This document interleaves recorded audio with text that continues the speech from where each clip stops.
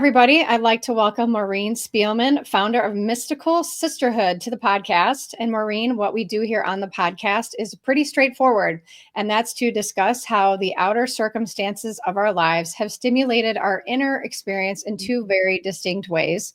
One is through the separate psychological ego, and two is through the divine soul connection to all that is, or the mystical sisterhood that you are experiencing. And so, anyway, why is it important to know the difference? Well, this is where you come in as our guest to help us relate to this inner conflict within ourselves and give us ideas on how to integrate these two perspectives into one full, beautiful, human, messy experience. So, Maureen, thank you so much for being here and for being my next door neighbor.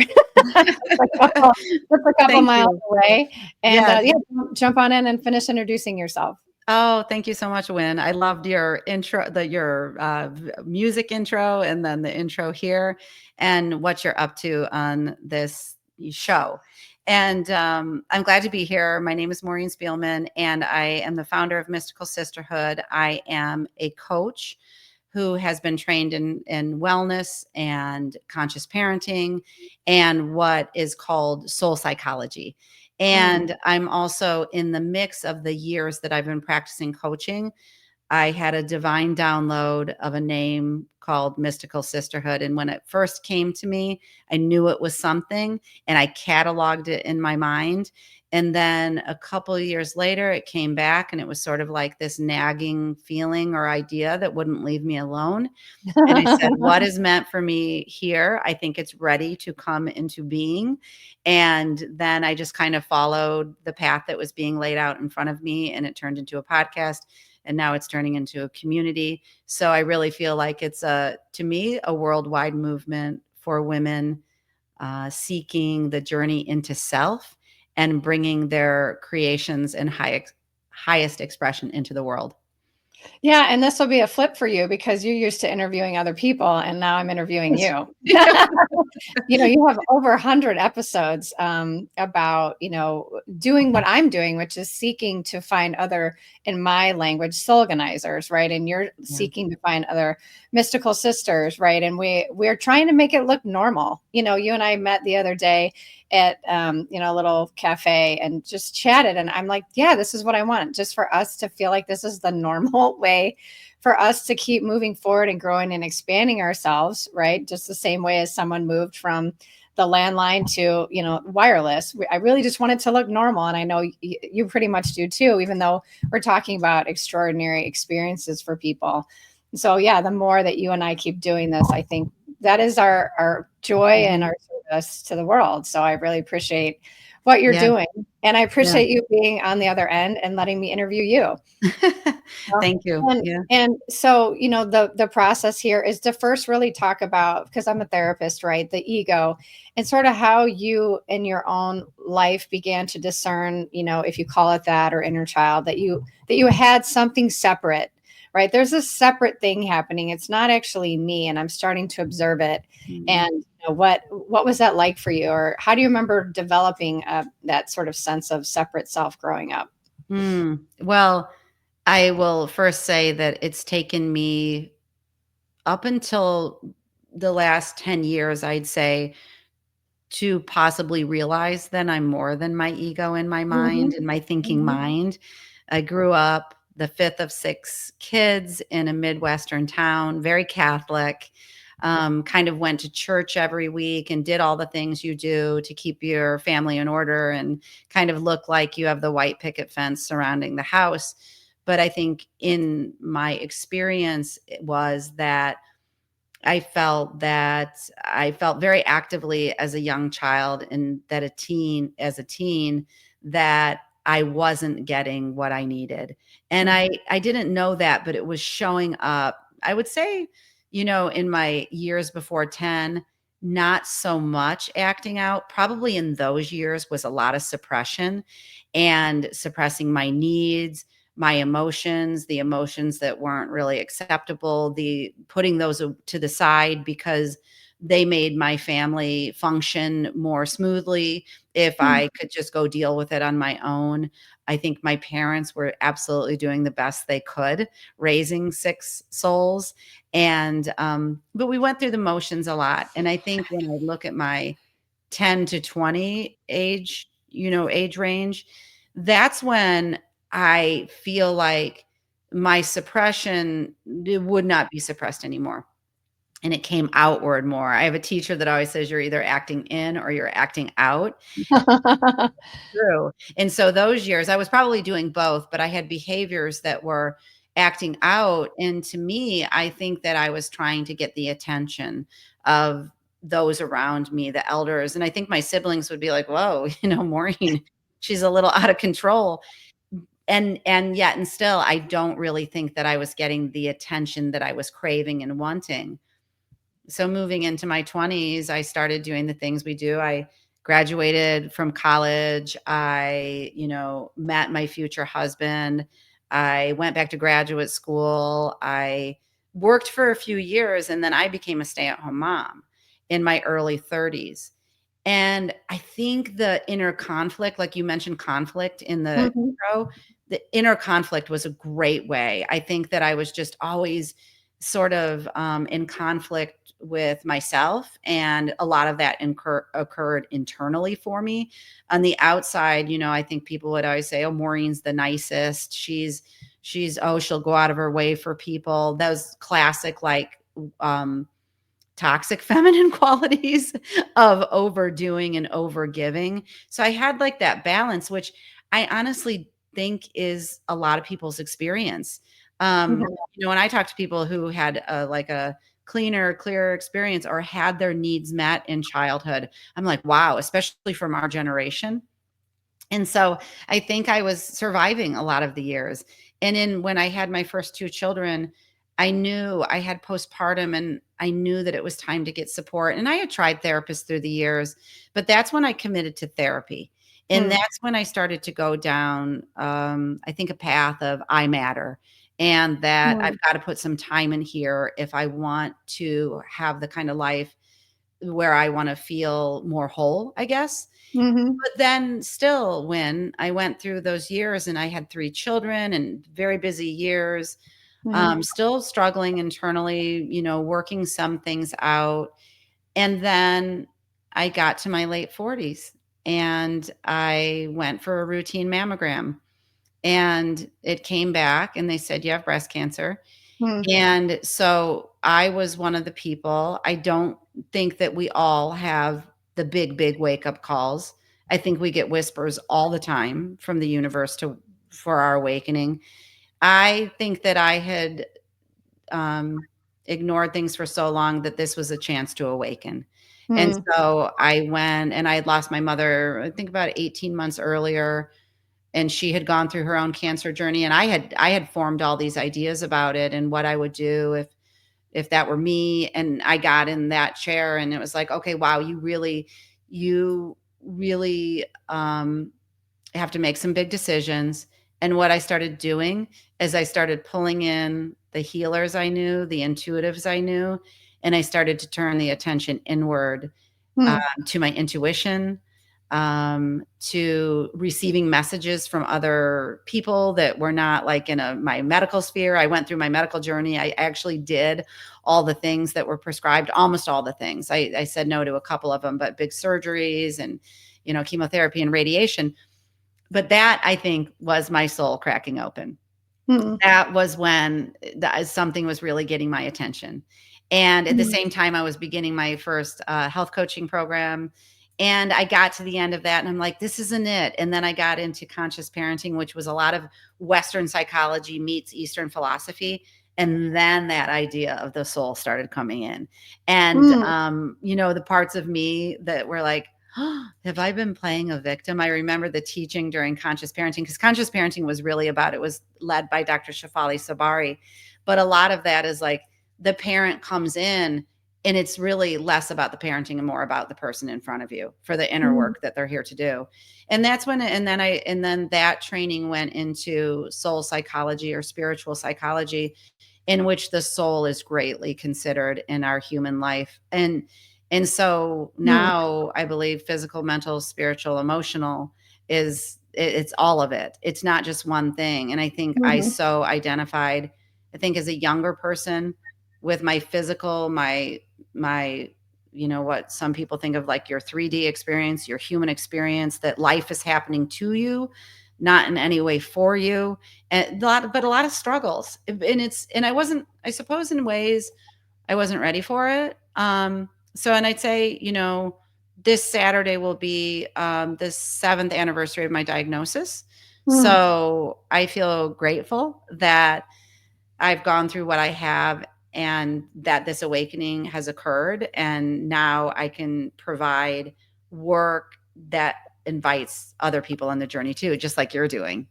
Yeah, yeah, Mhm. and that was so eloquently said, your journey. I was, like, picturing you as a child and then as a parent and then as someone going through cancer and then reaching out to people in a very extraordinary way, like healers and intuitives, Yeah. right? And it's so exciting that your anniversary is the day before Mother's Day because clearly motherhood has been a big part of you and conscious parenting, right? And so going back to the beginning, when you think about the ego itself, you had kind of said, I was the fifth of six kids. And you said I wasn't getting my needs met. And so when I think of the ego, right, like the ego is this separate sense of self that says I have needs and they're not getting met. And so my defense mechanism to get my needs met were maybe at first, like you said, acting out and then realizing very quickly, like that's not the way to go. And so it sounds like you kind of flip the other way, more towards what like people would say people pleasing. You're like, I'll go to college, I'll do all the right things, I'll get married, I'll have kids, I'll be a good person in the world, and so forth. Would you say that is somewhat of what you would, how you would define your ego at the time? Yeah, that sounds accurate, and I think not. Yeah, I'd like to think you just said something about survival, Hmm. and yeah, just having thinking that my thinking mind, which and also the ways I want to say like the ways that we adapt to our environment to keep ourselves safe or like I guess safety is the word is what's needed in the moment. And I don't know about you, Win, but I've heard people say that our ego is necessary, like it's part of the whole Hmm. puzzle. It did things to keep us safe. Hmm. It's done it's done its job, but Hmm. so often it then over functions, Yep. and we go through life developing the fear or the anxiety or um, false ways of doing in the world, I guess, Yep. the false sense of self. And I was going to say, when you were just sharing about the ego too, like I think a lot about conditioning.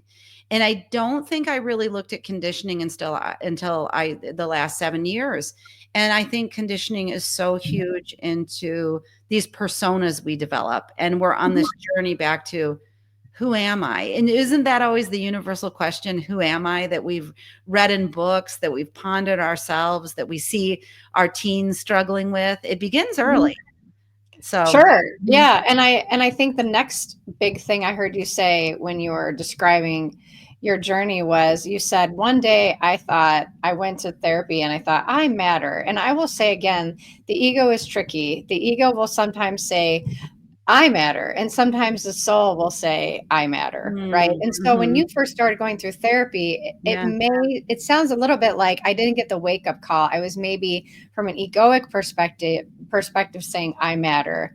And good. then it took this bigger moment where your soul's like, no, the deeper I Mhm, is what we're talking about, right? And that's what's tricky. That's why I do the podcast, is to help people discern the difference yeah. between the I, which is the ego, and the I, which is the soul. Mm, And mhm, so, and it sounds like you're saying it was talking to me. There was something happening, but it took an actual cancer diagnosis to pay attention to the big I, not the ego, right? A lot of times I feel like the ego is what sends people into therapy, mhm, which is what is frustrating as a therapist, right? Is like, but there's way more to you. Let's not just concentrate on tolerating coping with the thing that you built that makes you feel separate. And to your point, and to what you do also is like, how do we introduce people to that deeper I? And what did you do in those moments when you could have been completely overtaken by fear? You did the opposite. You said, I went towards the deeper I, the I that actually matters, while in a physical body, and you intuitively started following all these people. Like, to me, that's very courageous. You Mm. know what I'm saying? Yeah. It's especially in the face of maybe other doctors talking to you. I don't know. So tell me a little more about that. Well, I think that it's a calling that comes to us. Mhm. Again, I don't think that was coming from the ego necessarily, Right. the controller, and I started to just listen. I don't think I knew I was what I was doing, but I started to listen and I started to Mhm. open myself to possibilities. And I think if the universe is handing us stuff kind of pristinely, I think that having my mom go through her own journey 2 years before me, and she had lived 9 months from her diagnosis to when she left. Mm. Wow. And so, but I had gotten what happened to me during that point or period of time was I think when she went through, I was definitely still operating from the ego and the knowing. And I watched a documentary that was very polarizing about people going through journeys like this. And I thought, oh, now I know all the truth about that. And then Mm. the universe hands me my own kind of diagnosis of Yeah. sorts. And then it made me rethink everything I thought I knew. Mm. And that was a really important part of, I think, the grounding that happened 7 years ago was even when I went to choose treatment and I thought, like, am I going to go the Western model? And I had 3 younger children at home. So that wasn't really a choice. When it came to it, I was going to. But there was this just opening of, well, what's more for me here? How can Mm. I bring in um ways of getting in touch with my intuition, with my body? And when I just think that the soul kind of started leading, I Mm. think that I must have opened even in, and there may have been a conscious, there's got to be more here. But then the soul began to speak through me. Yeah, and I think when you said the word listening, right? Like, often you may listen to a doctor and then think, right? And listen to someone else and think. But Mhm. listening, you mean listening in a completely different way, Right. right? And that again is the difference between the ego and the soul. The ego is listening to all these other humans, which is, and all the collected data and Mhm. regurgitating it. But the true soul listening is like, this is not a thought I'm actually thinking. And I forget who said that, but someone, I think she wrote A Course in Miracles. She said, these are thoughts that I'm actually not thinking, but I'm receiving. And I think that's a big difference. You said, so while I chose to do the route of the physical, our bodies are physical, right? They need physical attention. And you did that, but that you also said, but this is also an opportunity for me to bridge the gap to the soul and listen to this deeper thing. Yes. And that took you on a totally different path. Yes, absolutely. And I think what really became right there for me, which always was the emotions and understanding them on a deeper level and understanding that they're all here with information and there's no bad or wrong to any of them. The things that I had ingested as a child then, and that was through my coach training, taking a look at that and being like, oh, wow. And that's what I find so interesting when is, maybe younger generations are going to start to understand themselves at an age than I say myself and what I think a lot of our generation is.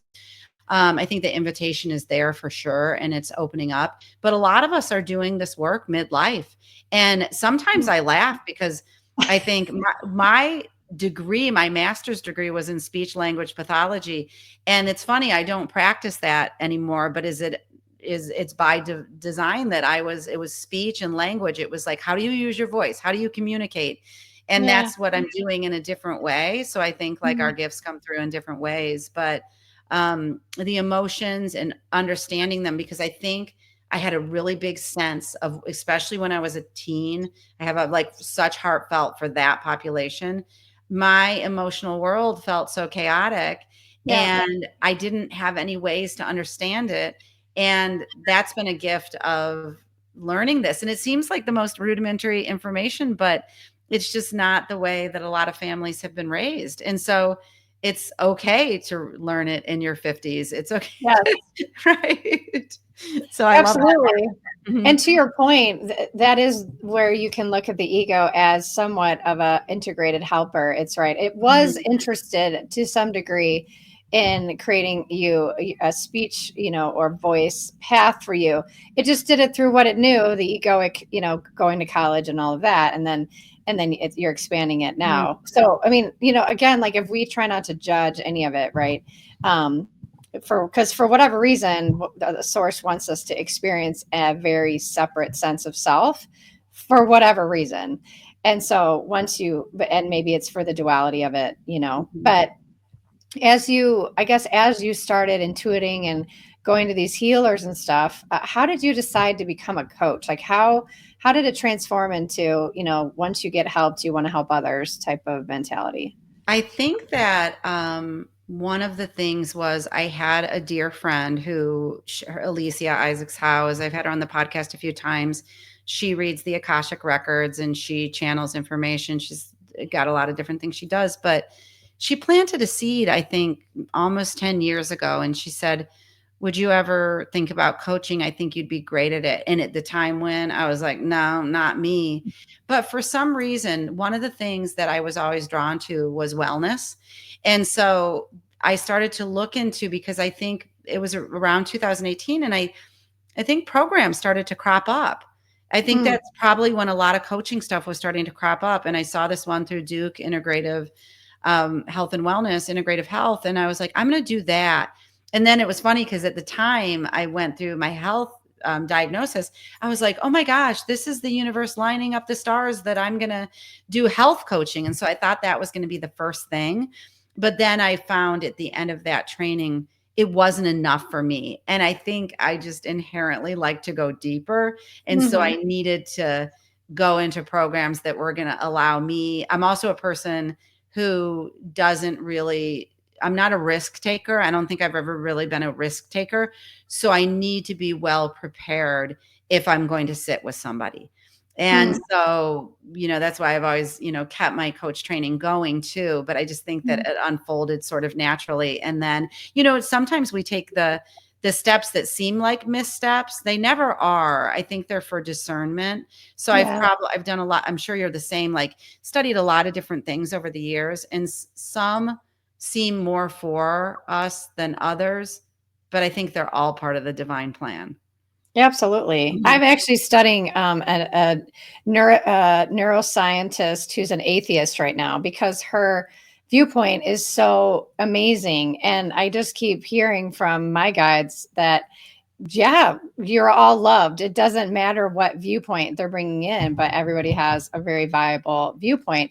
And I think that probably maybe is what brought you to the podcast, right? Like you were really genuinely interested, like I am, Mhm. in other people's viewpoints of like it was a near death experience. It was, this modality, it was Akashic records. It was, and then you're like, oh, we're all just doing the same thing from a different viewpoint, which also seems like the age of Aquarius, where we're Yeah. all supposed to have these individual, experiences, but somehow you and I are able to bring these people on the podcast and say, but you're doing the same thing. Mhm. And, so tell me how the journey on the podcast led you to actually creating a whole community, because it sounds like you did find the kind of the single thread that really united everybody that you've talked to, hundreds of people.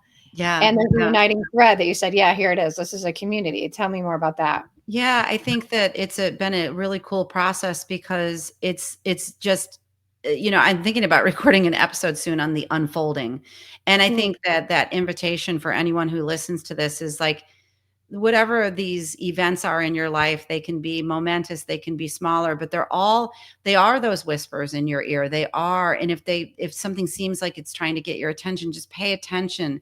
And that's mhm, what I I feel like our unfolding, I love how you say non-judgment, because I think that if we can be with our unfolding and unraveling with compassion and non-judgment, that's like almost everything to our opening and being so gentle with ourselves. And Mm-hmm. I think you know it. You've embarked on new careers. And as the parts of us that didn't know that we were more than just our human self, that's coming in. But anyway, like, I think just seeing the unfolding of women in front of me, and Yep. it's been women and one man so far, but just such an honor to hear the stories. The bucket that I kind of created at first was that joy. Well, I said joy and healing can co-occur in one space, and that Mm-hmm. intuitives, healers, and other courageous souls would come forward to be interviewed. And that's pretty much rang true. And then it turned into, Mm-hmm. okay, it's about the connection to self, to one another, and to the universe, like sort of that triad. And what I've been able to thread together, and why I'm creating this community now, Mystical Sisterhood Rising, is I love the name Rising because it speaks to our ascension, that Mm-hmm. we're moving through times. We're all looking at what's here for us to shed.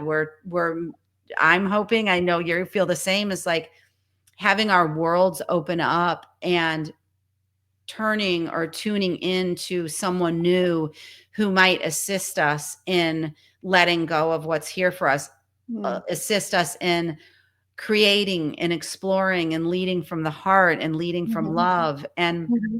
it's all a process. And I think that that's one thing, because I think there was a time in my life when I thought that there was just one way to do things. And I don't think that at all now. I'm like, oh my God, there's now infinite possibilities.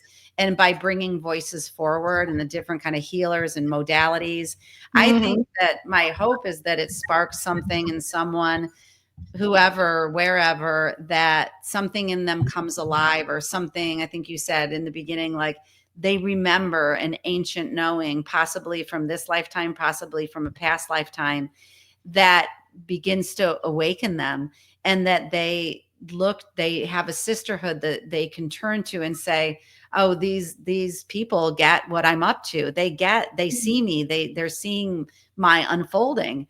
Mm-hmm. And so the space that I'm creating, I say that it's like something, I think community has come for me, from within me for a long time. And that's, I think for anyone who's listening that's on this journey, is just like, know that it's all happening in divine timing, even the frustrating parts that you don't understand, and that trial and error, and like trying one thing, and then, even if you're second guessing, it's like, you're taking steps that feel like soul steps to me, now that I say, like, think of it in real time, to uncover who it is you're here to express. And so that's kind of like what I'm up to, like having guest speakers come in, having people, if they feel like they want to present something, saying, hey, Maureen, I want to present this. I want to share this. I want it to be a networking space. I want to be able to see one another in the eyes of collaboration, in the eyes of connection. No, let's do away with the not enoughness, and there's not enough for all of us, because I really believe there's enough for all of us. And I think, I had a teacher always say, and I know she's not the only one, but I've heard between 7 billion people on the planet. There's Mm-hmm. more than enough, more than enough. And we're on the leading edge of this kind of conversation. I'm sure that, you and I, when we see it in our feeds, we see it in the articles, we sign up for all the things, right? The numerous books on your bookshelves, all those things.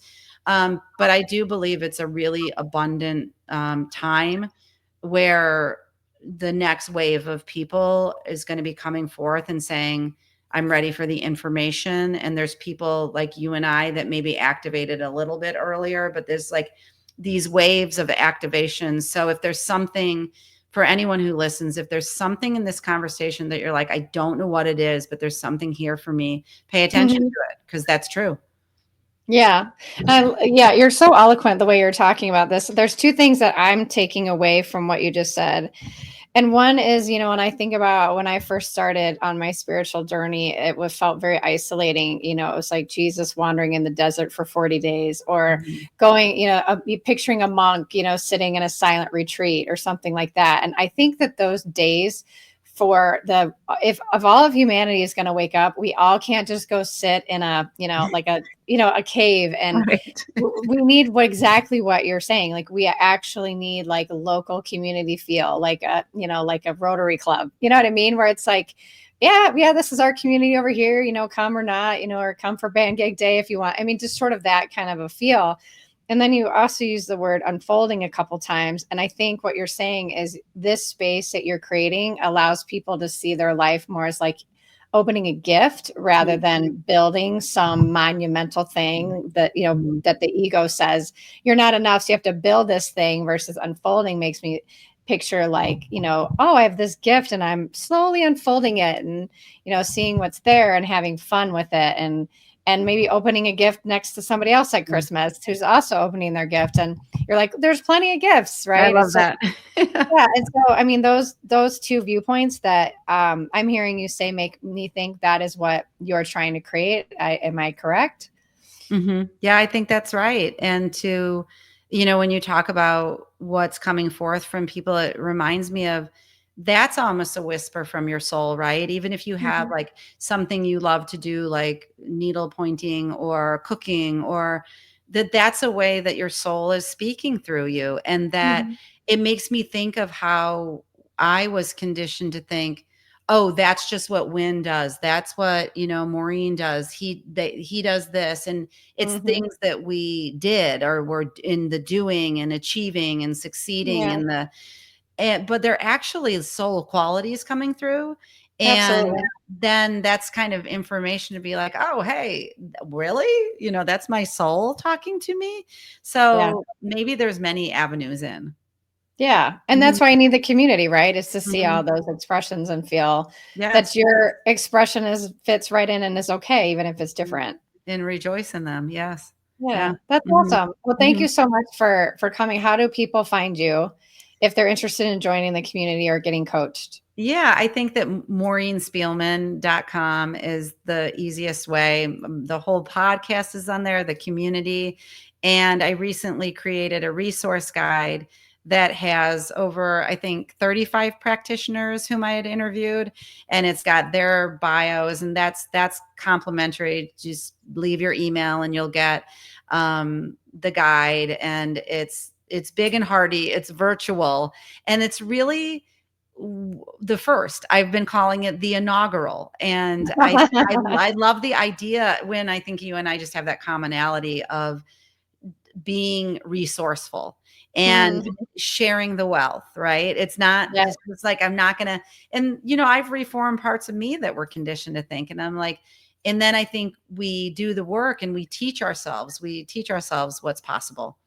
yeah. All Mhm. right, so Maureen Spielman, anywhere else? I know your podcast is available everywhere, Yeah, and it's and called Mystical Sisterhood on Apple, Mystical. on Spotify, wherever you listen. Yep. All right. All right, well, thank you so much for being here, and I hope you enjoy the rest of your day. Thanks, Win. You too.